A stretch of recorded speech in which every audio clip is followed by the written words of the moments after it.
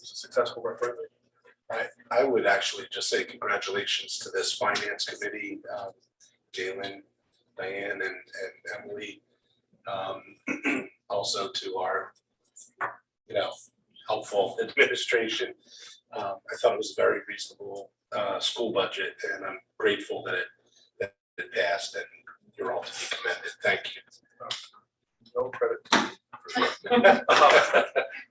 All right, and with that, I would say, we had a low turnout, it was about 11%. We tried to work to get PTOs active and get parents active, and make the community aware, do presentations, things like that. So we're all open to other ideas. I do get concerned as we move forward. We want to make sure we get more than 11% out. There's a way to do that. We, as I said, we had a low budget. The town had a higher percentage budget, but I think they also had a very thoughtful budget in terms of setting us up for the future, especially in the area of CIP, and they had several challenges ahead of them. They had a big insurance year, and they had to make some staffing additions. So I think we worked very well with the town in terms of that. And, pleased to get the positive result, but we have to be mindful that we have to keep working on it. continue to communicate it. On that note, I would say I do think the communication was really strong this year. I mean, the signage in the circle and on the electronic signs, and from the schools, communication was clear about the voting that day. And the fact that the schools were closed, certainly parents of kids in those buildings knew. So I think there was really strong communication of the community that was happening. Right, I didn't mean to imply that there Yeah, wasn't, no, right, but I mean, I mentioned like, what else can we do? Like, I think it was excellent communication that there was a referendum happening. It wasn't that different percentage from previous years when it's in, an off sort of. Right. Yeah, sure. And there could have been a little fatigue from the new school referendum. That's true. People, there's a major vote for this town. People feel they did their duty. Yeah, maybe. Glad it passed. And there may also have been some additional communication for that first referendum that kind of primed folks to understand how the budget would or would not be impacted for this year. So I think maybe some folks may have just kind of felt like there was no big hullabaloo and they didn't feel pressured to get out and vote. I would always recommend that everybody exercise your franchise and get out and vote. But nevertheless, it passed, and we should, I agree there was an effort to get people out. Hopefully in the future, we can redouble our efforts and find ways to make sure that people get their input.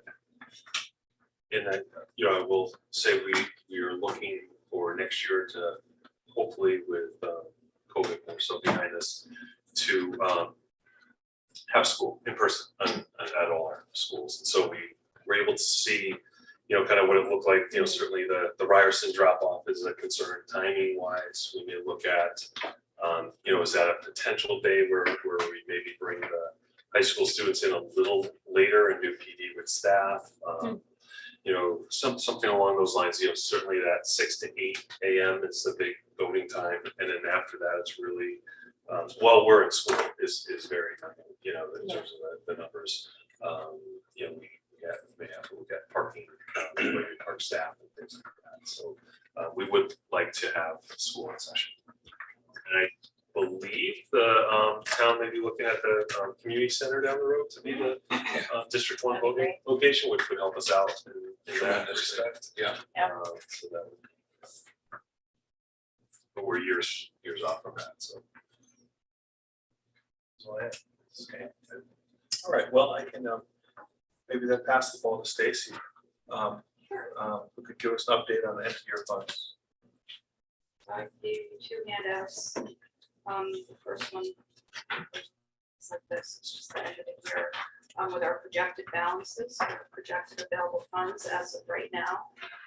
We're looking at in our salary accounts about almost $60,000 available, which is nothing compared to the size of the personnel budget. So we're pretty close there.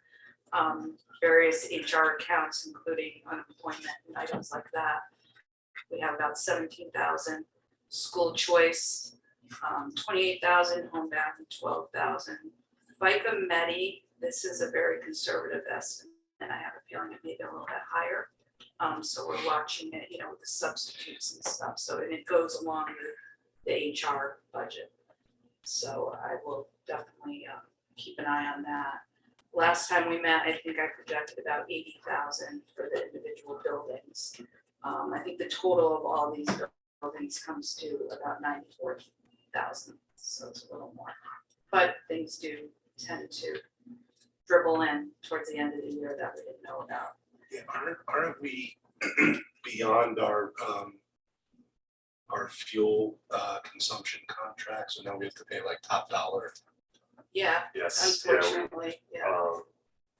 Estimate how many gallons we need coming off. And last year and this time we were trying to figure out places to put it. Because we had less days at school, less bus runs, things like that. And so this year we were beyond it. So absolutely correct. We got our last delivery and now we're paying market rate for diesel, which is, Oh, goodness, less taxes and $5.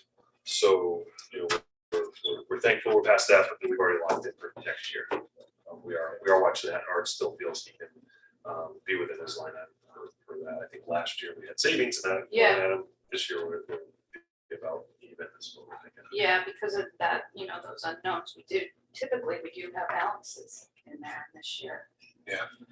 We're looking to hopefully just be Stay right within. Yeah, exactly. And then the other thing that Stacy and and myself freeze the school accounts. So when we get to a certain time of the year, we say no more spending except for the cooking classes have to buy food, for things like that. They have to buy certain things for graduation, stuff like that. So we've had the schools plan out. That's a reason why we have some of that excess in those line items.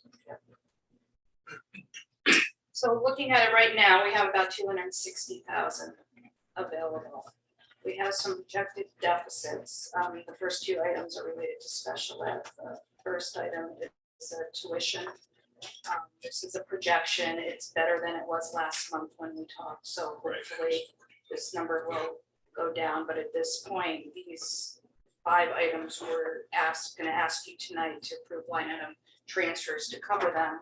If we don't spend it or need it all, then it'll just get returned. But we're hoping to at least move the money over to cover that shortage. The special ed, the 101,000, that is an estimate for all of the high cost students, including outplacements for private and public schools, as well as transportation. So we're looking to move over 100,000 into those accounts. The next 3 items were requests that we've been keeping a list throughout the year that were not budgeted, that we were hoping to find funds for.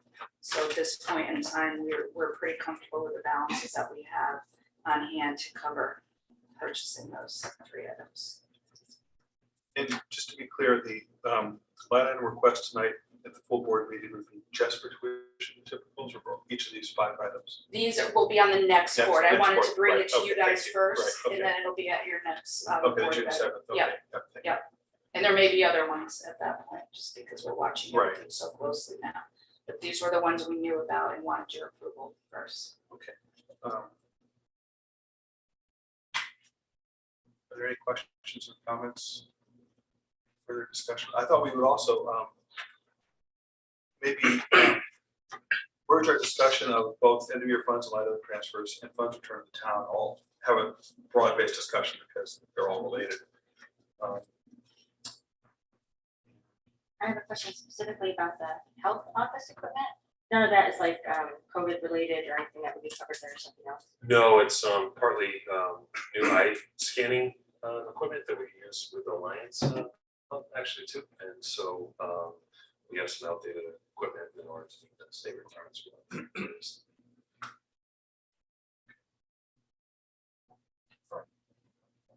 you. And next up then would be a discussion of funds returned to the town. I know Stacy handed out a history of the last, looks like 7 years of funds returned to the town.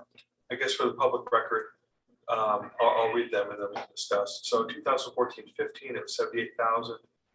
2015-16, it was 435,000. Then 316,000. 2017-2018, 134,000. 2018-19 school year, 143,000. There were COVID savings occurring in the years 2019-2020 to the tune of 670,000. 2021 was 343,000. The average is about $300,000 returned to the town each year. And with that, Yeah, I mean, we try to keep it close, during the year and not try to utilize the funds, towards the end of the year and not have such an excess balance. But historically, on a $60 million budget, 300,000 is not, a lot. I know it sounds it on the surface, but. I know there's a lot of discussion like on social media and in the public domain, so to speak, about, if you have an excess of funds at the end of the school year, then, why are we increasing the budget every year for the Board of Ed? Why are we not decreasing it? And I myself also wondered, why can't we be like a little closer in our estimates? And I know there are many things that we cannot estimate, like unusual expenses, like COVID, that was an unusual, a lot of unusual expenses. But that was, a unique circumstance. However, staff pointed out to me that the state of Connecticut holds boards of eds liable, personally, each individual member liable if you overspend your Board of Ed budget. And I thought you were bluffing. So I did some research on it, and it turns out, actually not that long ago, a town actually sued the Board of Ed when they were continually going over budget, and the individual board members, who are all volunteers, I might add, were actually sued. So this was news to me, and I think that probably, just for the public record, that I'm sure it's news to a lot of people. Certainly not happy news, and I certainly wish that the people in Hartford were held to this sort of standard. But so that does explain, some of it, and then you also pointed out some other things that you can jump in. Yeah, sure, thank you. And you get 100% raise for doing your homework, Thank you. finding that lawsuit. But yeah, we kind of boards of ed in Connecticut face some tricky landscape about when generating budgets, and some of the things that we deal with include, but are not limited to, sometimes we don't know what reimbursements we're going to get from the state, and sometimes we can't count on reimbursements from the state coming either at their predicted times or at all.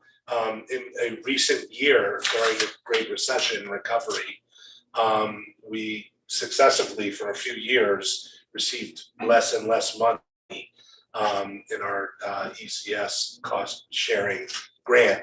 And so we ultimately, as a board, determined that it would be best with the administration's recommendation to just not count on that money at all. And we've gotten, successively less money from Hartford. So we've grown to adopt the position of let's do, and it's wise as a general matter from a public administration perspective to plan conservatively. And we've done that. We've kind of excluded our expectation of receiving certain grants from the state so that we don't have a shortfall in the budget. It's actually wise planning that the Board of Finance and Board of Selectmen have countenanced, and certainly our finance director has recommended wisely. And so another example is that we don't know our actual experience. We're a self-funded insurance town for health insurance. So we cover the actual experience of our healthcare expenditures for our staff. It's a large staff. And so every year, after the end of the insurance year, it takes time to calculate what our experience was, generate a report, and then by the time we get the report, it's after we generally have to have our budget done in February. We don't get the report till March, and we don't get the actual increase number for our health insurance rate until like April usually, right? Is The final, yeah, The we've final. been getting a little bit better about Yeah. getting numbers a little earlier. Yeah, but it's still a delay and we don't have the final numbers. So again, that's another area where we have to plan a little bit conservatively. And you know, if we have one transfer student who comes in mid-year with an outplacement for special ed that we hadn't planned for, it could be, you know, a couple $100,000 for an outplacement and transportation. That could throw a budget off pretty bad. So we always try to, it's not padding by any sense, in any sense of the word, but we try to plan conservatively, and that's really been a safe method for this board for many years. So you are absolutely correct to raise these questions. The public is absolutely correct to wonder about this stuff. You know, ironically, our ability to return a few $100,000 back to the town every year is actually a sign of strength and strong fiscal planning and management. So it's important that the town understand this, and that that folks at home understand that some of the issues that we deal with in budgeting that make it that way. Thank you. Thanks for raising it. With regards to special education, don't we have like a reserve fund for that? And how, do we typically get a report on that, like on how much we have in there every year, or? Yeah, I know what's in there at all times. There's, Okay. as of right now, there's 350,000 in there. And we never use that to offset our budget, but it's there for these emergencies. If we are in a deficit, we can draw upon. Ask So- the boards to release those funds. So let's say like, if we had an excess like we did last year, say 343,000, would we take some of that instead of returning to town and put some into that special education reserve fund? That's how we created We it absolutely can, and that's what we do at the end of the year. If we feel that that balance is not adequate, we can go to the boards and ask them to deposit some of those end of the year funds into that reserve fund that would stay there. And that reserve fund is specifically for Yes. Board of Ed special ed, okay. Yes.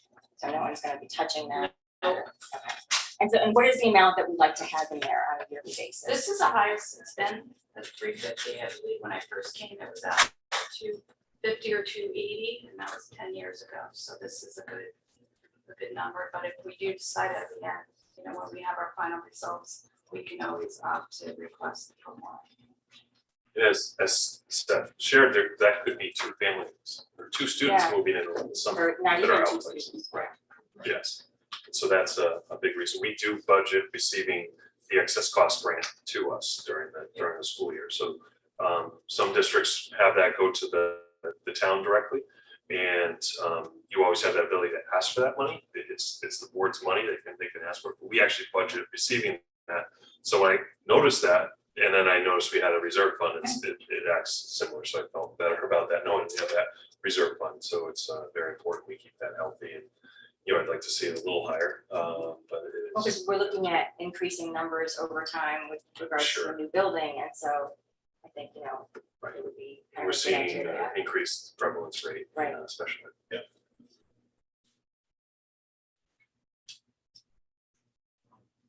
In fact, that's just a final note.